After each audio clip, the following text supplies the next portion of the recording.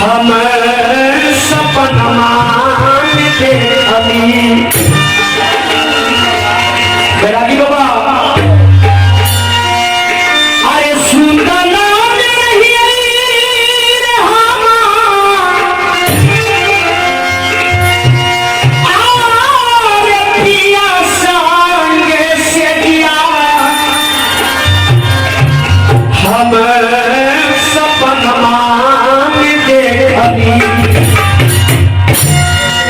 सब अपनी सपना में किछ न किछ देखे छे, झूठ या सच, लेकिन एक गो सपना में आइ तक ने कोनो स्त्री देखने हेते ने पुरुष देखने पूछे कौन चीज तो ई आइ तक कोई देखल नहीं या कोनो पुरुष या कोनो महिला जे फलना फलना मत के बउआ जन्म लेके या एक से फलना मर्दावा के पेट बउआ जन्म लेके या ई सपना कोई देखे बाकी सब का सपना देखे छिलो चाहे जोड़ी महारानी इंद्रमती के भी भजन है अरे सुतला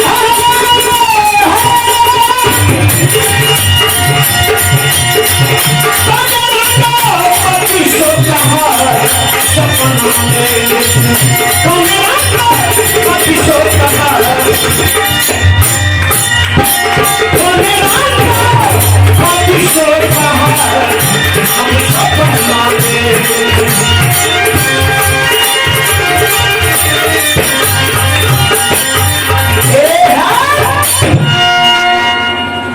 ओइ बेग के सांप धने छै, सांप घीचैया एन्ने और बेग घीचैया एन्ने। श्रोता भगवान